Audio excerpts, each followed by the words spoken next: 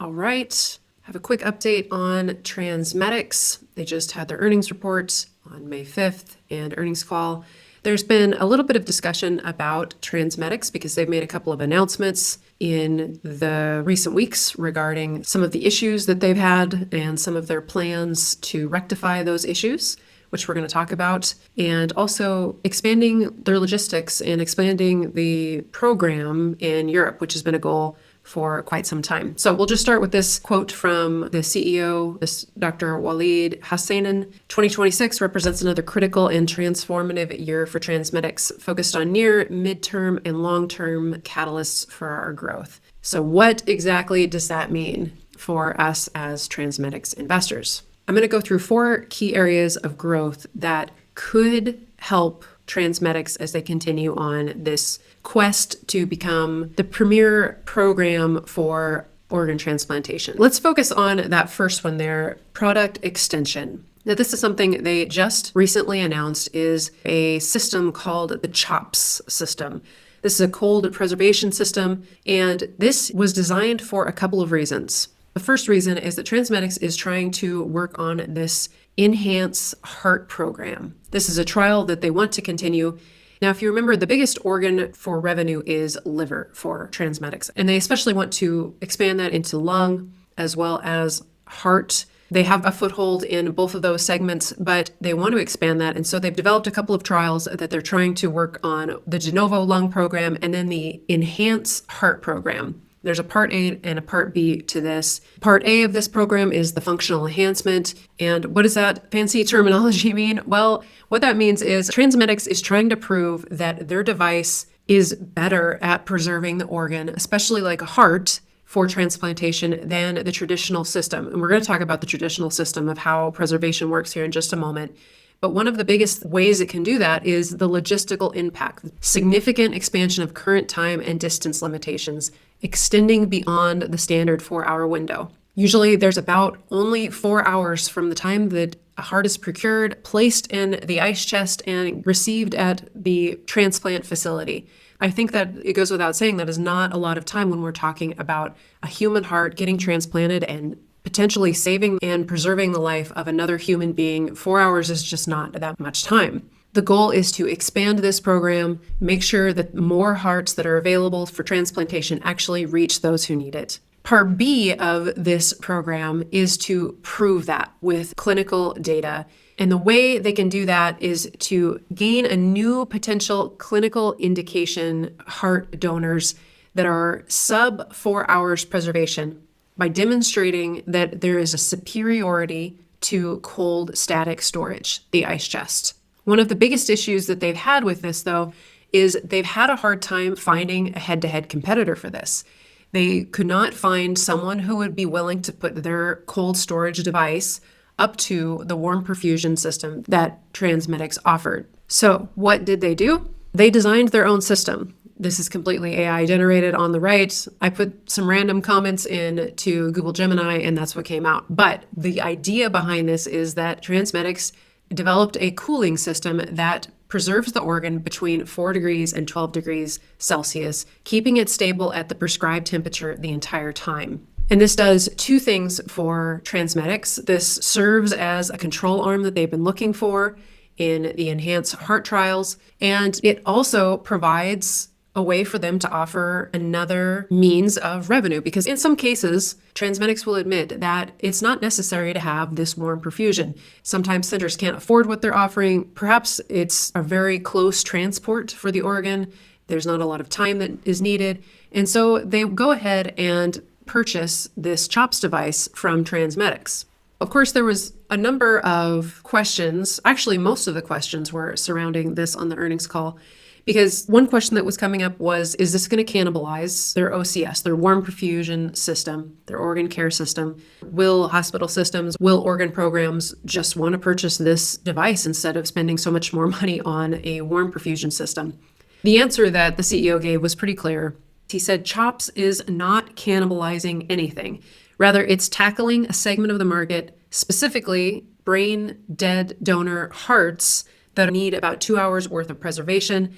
And TransMedics is not being used for that. Instead, they're using static cold storage or maybe some of the competitors. So it's not a cannibalization of their own market share, it's an addition. That's the stand that TransMedics is taking on this. Now, the other question was, hey, did you make this device as an inferior product to your OCS systems for these trials? With the idea that, yeah, maybe if we make an inferior product, it's obviously going to make our trial look better, the outcome look better. It was an interesting question, and I liked it because this is science that we're talking about, or at least we're supposed to be talking about. How is it possible that you can create your own control arm? But one thing that is important to remember is this quote right here, which I think was probably the best one that I liked out of the earnings call. This is again from the CEO.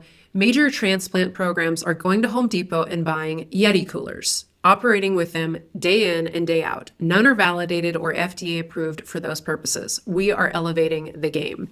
So if we follow that line of reasoning, if TransMedics was just trying to create an inferior product that they could stack up against their OCS platform, why wouldn't they just use a cooler? YETI, they also called out Ryobi on the earnings call. If either of those coolers works sufficiently well for most of these centers, why would TransMedics go to all this trouble to create an actually good device that solves some problems? And to back that up, let's take a look at some numbers that were called out during the earnings call on the heart market and where this short-term preservation part of the market is needed. So 4,646 hearts transplanted in 2025, 46% of that total market, which is about 2,131 hearts, were preserved for less than 4 hours. This entire segment is currently going to cold storage, which means the coolers. YETI, Ryobi, you name it, those coolers from Home Depot are where that's going right now. So in some cases, those hearts could be preserved in this new device that TransMedics has, in a fully FDA-approved device. Of course, coolers are not getting regulated by the FDA. Ice is not getting regulated by the FDA, but a device that TransMedics is proposing, it will. The plan on that's filing for this device expected within a couple weeks and implementation in early Q3 2026. The other part of the market in this segment is DCD donors, or donors from circulatory death. That's another matter that we've talked about before. Those could potentially need more than static cold preservation, and that's one of the main areas that an OCS platform where warm perfusion of the heart takes place.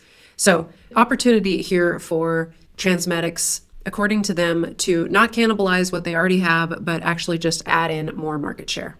That was a long discussion here on the product extension portion of this. Let's move on to the global expansion, which actually did not get a ton of questions about on the earnings call, but there were a couple. One of the things that has been announced in recent weeks is this expansion into Europe. TransMedics wants to replicate the success that they're having in the US in Europe.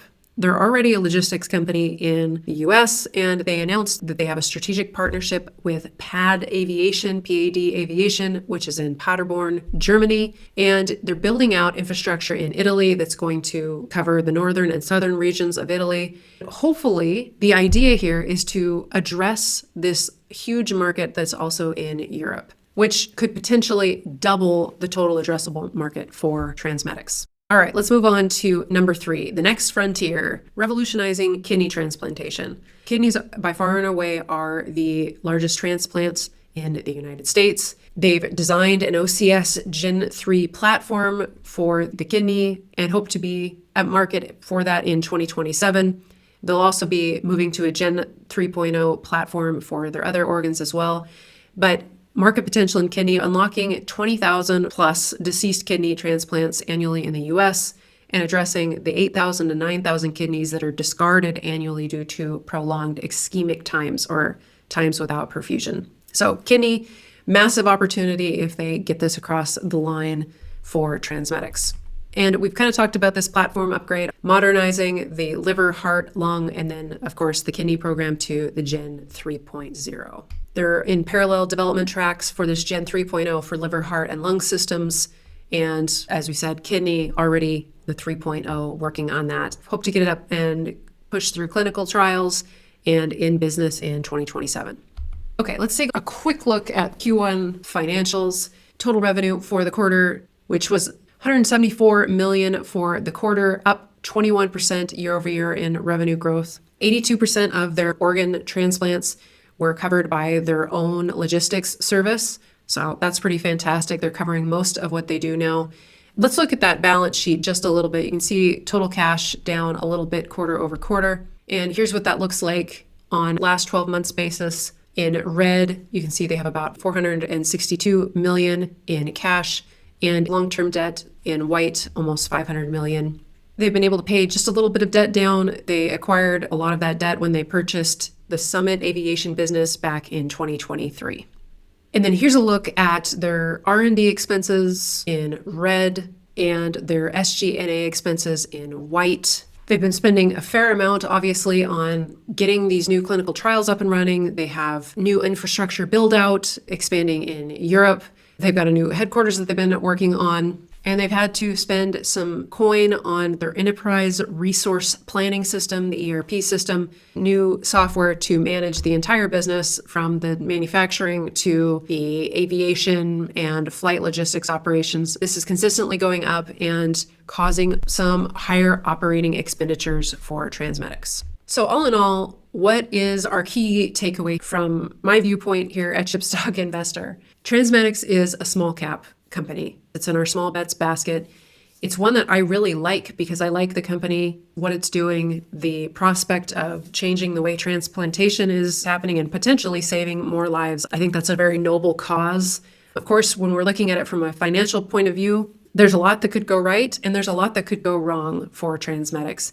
The things that could go right is all this works out right here. The new product launch that subsequently allows them to complete those clinical trials is a success. The preservation system that they developed is a smash hit with centers that can't spend and don't feel like spending or is not necessary to spend on their OCS platforms. But they also prove that the OCS platform is better, and that's a potential success there. Being able to replicate the success they've had in the US into Europe also could be a great thing. And of course, if they are able to develop that platform and get it to market, the kidney market is huge. And so if all of those things go right, you're looking at a company that has a long runway of growth. But what could go wrong? Any one of these things, or maybe all of them, don't pan out exactly how TransMedics management plans. We still need to wait on an FDA clearance for this CHOPS device. Maybe it does end up cannibalizing some of their own business, their main bread and butter, the OCS systems. Maybe they prove that actually doesn't make that much of a difference. The enhanced cold preservation system is all that most need. The European market could be a big flop. The healthcare system is completely different than the United States. And so navigating that with a new aviation partnership, another logistics part of the business, could put a lot of compression on gross margins and revenue and give them just a really big headache expanding it internationally without fully capitalizing on everything that's in the United States already. So as with all companies, it's important to know and weigh what could go right and what could go wrong, because that's what you need to understand as an investor. These are just some of the things that I'm seeing that are presented to me. For me, I think the probability of things going right is slightly outweighing the probability that things could all go wrong for TransMedics. And so that's why we have continued to purchase some shares. It's still a very small position in our portfolio, but one that I'm interested in and going to continue to watch closely. Hit me up with any questions that you have about all of this. Hopefully that was helpful in your analysis of TransMedics and whether or not it is a worthy add to your portfolio or a worthy leave it to your portfolio if you've already got it. All right, take care, everybody. Talk to you soon.